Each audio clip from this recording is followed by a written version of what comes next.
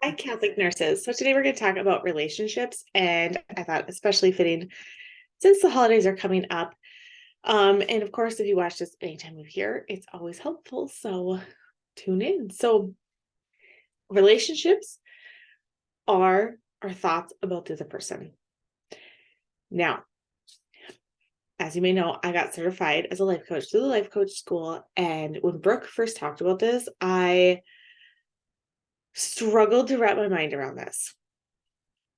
I still struggle with it. I'm going to be honest, because I feel like, yes, you have your day-to-day relationships, but if you're in a marriage, you're bound to that person. And so what does that look like? And I really struggled with this for a long time. But essentially it's true, right? Our relationships are our thoughts about that person. Okay, so for example, if I'm feeling loving towards my husband, it's because I'm having loving thoughts about him that day. Thinking, oh, he's really trying. Look how good he is with the kids. Oh, he has such cute dimples. Oh, he's so funny. Okay. Like I'm having loving thoughts about him, right? On the flip side of that, when I'm mad at him, when we're fighting, I don't have good thoughts about him. In my mind, I'm like, why can't he see what I need? He doesn't care about me. He doesn't love me. He should know what I need, right? Does any of that sound familiar? So, what our relationships are our thoughts about that person. Okay. So, essentially, you could really have any kind of relationship you want with anybody, which is amazing. And at the same time, very overwhelming. If you're like me and you're hearing that for the first time, I was like, wait, what? Like, it's not their fault that I'm unhappy. That can't be true. Right. So, just sit with it for a minute and think of some examples in your life. When have you had a falling out with a friend?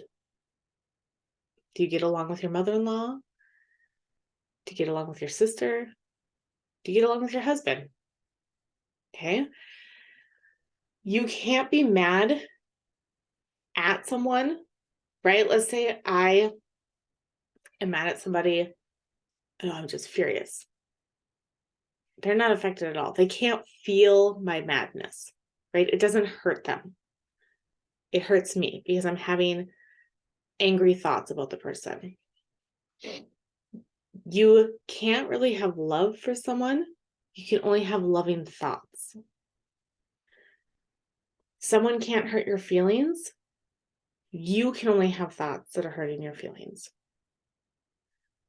Which, like I said, is a hard concept to wrap your mind around, but is also very freeing and empowering at the same time when you realize that you really have the control. Okay. You can't control other people, but you have the control to make a relationship what you want or don't want it to be. Okay. So let's let's talk about showing up and choosing to love somebody. It's coming up on Christmas time when I'm recording this. So let's say you're going to the in-laws for Christmas Eve dinner. Okay. And let's say your mother-in-law and you don't get along the best. Okay. She makes comments about the kids. She says something about your weight. She maybe if you, maybe they're a different religion, and so she says mean things about your religion and your beliefs, and maybe nothing quite outright, but you interpret it as mean and hurtful comments. Okay. So you don't have the best relationship with your mother in law. So I invite you before you go to just write it all down. Do a thought download, write down everything you think about her, everything you feel about her, times that she's hurt you in the past, whatever you're holding on to. Okay. Write that all down. And then write who they are. Okay. Write that, it's my mother-in-law. It's the mother of this person, married to this person. Okay, write who they are. And then write down why you think that they say those things and why you think they might have those thoughts. Again, you don't know for sure, but make a best guesstimate, okay? Why do you think that your mother-in-law puts peanut butter cookies out when you purposely said before you came over that you're on a diet, right? You're trying to watch your weight. Why do you think she put them out? You can choose to think, oh, it's because she's sabotaging me. She hates me. Or you can choose to think, oh, she knows they're my favorite. How nice of her. I'm going to take one and I'm going to save it for tomorrow when I plan for it.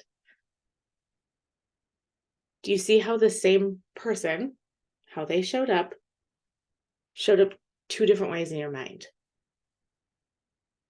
You can choose to have the angry thoughts about them and that they're sabotaging you, or you can choose to have the thoughts to say, oh, they must really love me. Okay. The other thing I want to talk about is often the way we show up for others is the way that we show up for ourselves.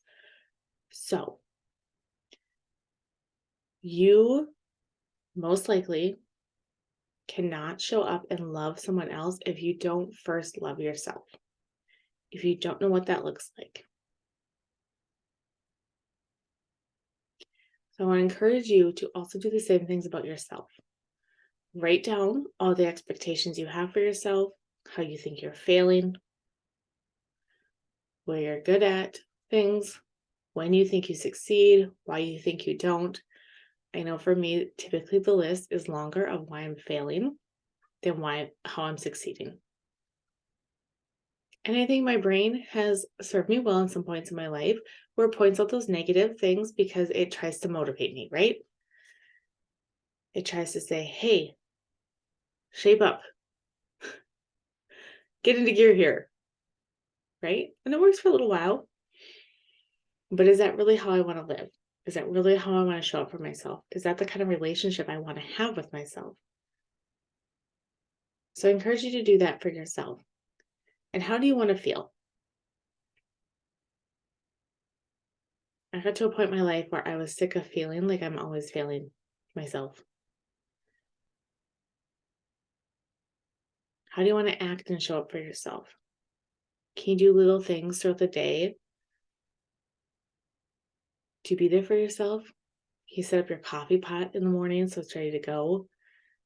When you get home, can you have your fuzzy slippers laid out so they're the first thing that hits your feet when you get home after a hard day? After the kids go to bed, can you take 5 minutes to just journal? Or maybe read a couple pages in a book? Okay, how are you acting and showing up? And then once we can be there for ourselves, we're able to show up more for others. How do you want to show up when you go over to your in-laws for the holidays? How do you want to show up at work?